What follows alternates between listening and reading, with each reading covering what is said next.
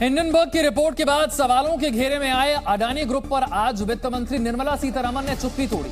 निर्मला सीतारमण ने कहा कि बैंकिंग सेक्टर अच्छी स्थिति में है और लोगों को घबराने की जरूरत नहीं है, क्योंकि अडानी को नियमों के मुताबिक ही कर्ज दिया गया। एक मीडिया हाउस से बातचीत में वित्त मंत्री ने कहा कि इस मामले पर एसबीआई और एलआईसी की तरफ से बयान जारी किया गया है, जिसके मुताबिक अडानी ग्रुप का एक्सपोजर तय सीमा में रहा है। अडानी ग्रुप को नियमों के तहत लोन दिया गया, कुछ स्पेशल नहीं किया गया। अडानी ग्रुप के वैल्यूएशन में गिरावट के बाद भी दोनों प्रॉफिट में हैं। I'd like to remind you all about that. They are regulators and they are independent and they are left to themselves to do what is appropriate. And actually, for keeping the market and the markets regulated well in prime condition, the SEBI is the authority and it has the wherewithal to keep that prime condition intact. वित्त मंत्री ने कहा कि निवेशकों को फिलहाल चिंता की जरूरत नहीं है, क्योंकि भारतीय बैंकिंग सिस्टम आज एनपीए का बोझ कम करने में कामयाब रहा है और मजबूत स्थिति में है।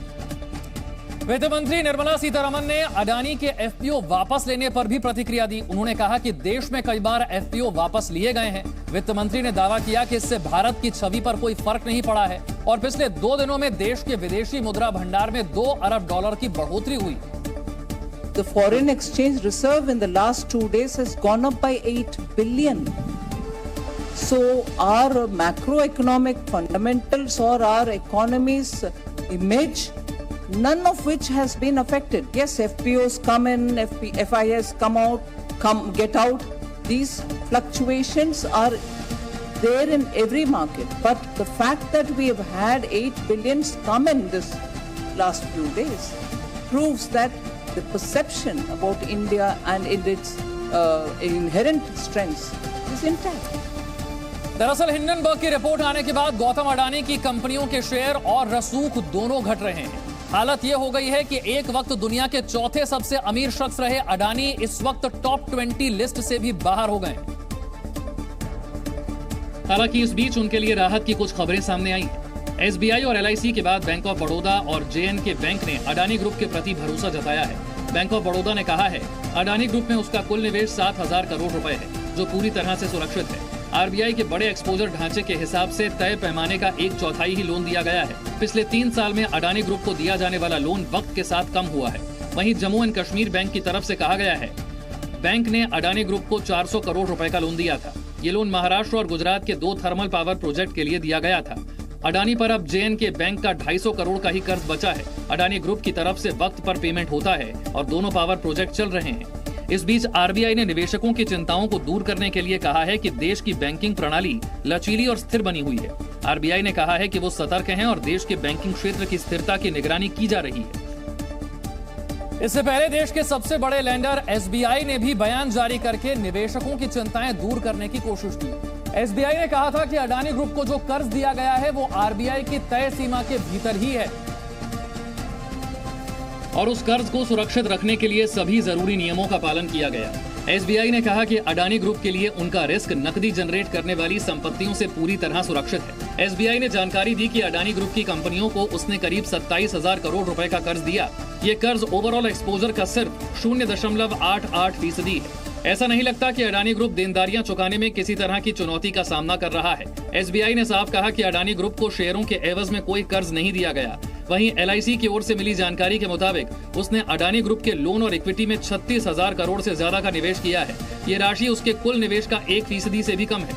एलआईसी और एसबीआई ने भरोसा दिलाया है कि अडानी ग्रुप में मचे कोहराम का उन पर कोई असर नहीं होगा। दोनों ने कहा है कि उनका निवेश सीमित था और जो भी निवेश था उससे कंपनियों और बैंक को फायदा हुआ है। अडानी ग्रुप की कंपनियों के गिरते शेयरों के बीच ग्लोबल एजेंसी मूडीज ने भी अपनी रिपोर्ट जारी कर दी है। मूडीज की इकाई आईसीआरए ने कहा है कि वो अडानी ग्रुप पर हाल की घटनाओं के असर पर निगाह बनाए हुए है और इसका वैल्यूएशन कर रही है। मूडीज के मुताबिक अडानी ग्रुप के पास 2025 तक कर्ज चुकाने का मौका होगा। हालांकि मौजूदा हालात में कंपनी को फंड जुटाना मुश्किल होगा। इससे पहले global credit rating agency Fitch के बयान से अडानी ग्रुप को संजीवनी मिली। अपनी रिपोर्ट में फिच ने कहा था कि हिंडनबर्ग की रिपोर्ट के बाद अडानी ग्रुप का क्रेडिट प्रोफाइल तत्काल रूप से प्रभावित नहीं हुआ है। हम अडानी ग्रुप की कंपनियों के कैश फ्लो पर नजर बनाए हुए हैं। निकट समय में कोई रीफाइनेंसिंग से जुड़ा रिस्क या लिक्विडिटी का जोखिम नजर नहीं आ रहा। गौरतलब है कि जिस दिन से अडानी ग्रुप को लेकर हिंडनबर्ग की रिपोर्ट सामने आई है, उसी दिन से अडानी ग्रुप के शेयरों में तेज गिरावट देखी जा रही है। अडानी ग्रुप की कंपनियों का मार्केट कैप घटने से गौतम अडानी की नेट वर्थ में भारी गिरावट आई है, जिससे अडानी टॉप 10 अमीरों की लिस्ट से बाहर हो गए, जबकि हफ्ते भर पहले अडानी दुनिया के चौथे सबसे अमीर शख्स थे। हिंडनबर्ग की रिपोर्ट आने के बाद से न केवल अडानी ग्रुप की साख गिरी है, बल्कि खुद अडानी की नेट वर्थ भी बहुत तेजी से नीचे आई है। हर दिन उनकी नेट वर्थ कम होती जा रही है और ब्लूमबर्ग के आंकड़ों के मुताबिक 24 जनवरी को, यानी कि जिस दिन हिंडनबर्ग की रिपोर्ट आई थी, तब अडानी की नेट वर्थ थी करीब 119 अरब डॉलर। 31 जनवरी को यह घटकर हो गई 84.5 अरब डॉलर, जबकि 1 फरवरी को उनकी नेट वर्थ हो गई 72.1 अरब डॉलर। 3 फरवरी को यह हो गई 61.3 अरब डॉलर। 4 फरवरी यानी कि आज उनकी नेट वर्थ है 59 अरब डॉलर। कुल मिलाकर देखें तो 12 दिन में उन्हें 60 अरब डॉलर का नुकसान हो चुका है। अडानी ग्रुप के शेयरों में आए भूचाल का असर देश की सियासत में भी हो रहा है। अडानी के मसले पर विपक्ष सरकार को घेरने में जुटा है और इसीलिए 2 दिन से संसद में हंगामा चल रहा है। और विपक्ष, खासकर कांग्रेस, सरकार पर चर्चा से भागने का आरोप लगा रही है। इस बीच कांग्रेस ने ट्वीट करके पीएम मोदी को घेरा है। कांग्रेस ने ट्वीट किया कि पीएम मोदी के परम मित्र के साथ अब तक क्या हुआ, $100 बिलियन से ज्यादा की चपत, LIC और निवेशकों का पैसा डूबा, डाउ जोन्स ने बाहर किया, S&P ने रेटिंग नेगेटिव की, पूरी दुनिया में उथल पुथल है, लेकिन पीएम मोदी चुप हैं, ना कोई चर्चा, ना कोई जांच, यही है मित्रकाल। दरअसल विपक्ष का कहना है कि अडानी के शेयरों के दाम गिरने से आम लोगों की गाढ़ी कमाई डूब रही है। विपक्ष संसद में हंगामा कर रहा है और जांच के लिए JPC बनाने की मांग पर अड़ा है। हालांकि बीजेपी इस मांग को नकार रही है। सेबी और RBI इसको देख रहे हैं, वो सोच समझ के अपने रिपोर्ट देंगे और यदि उसमें लगता है कि कुछ गलतियां हैं, फिर law will take its own course. America के टेक्सास में बर्फीले तूफान ने लोगों की परेशानी बढ़ा दी। टेक्सास में बर्फीले तूफान के बाद जनजीवन अस्त व्यस्त हो गया है। बर्फबारी के कारण पावर लाइंस ठप पड़ गई हैं, जिसके बाद करीब 3 लाख घरों की बिजली गुल हो गई। मैक्सिको के पुएब्ला शहर में एक ज्वालामुखी सक्रिय हो गया है।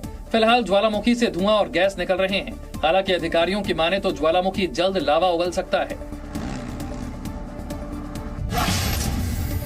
4, 3, 2 स्पेसएक्स के फैल्कन 9 रॉकेट ने 200 उड़ानें पूरी कर ली हैं। बीते दिन फैल्कन 9 रॉकेट ने 53 स्टारलिंक सैटेलाइट्स के साथ कैनेडी स्पेस सेंटर से उड़ान भरी और उन्हें पृथ्वी की ऊपरी सतह में छोड़कर वापसी की। slows the rocket down to help it land on the drone ship.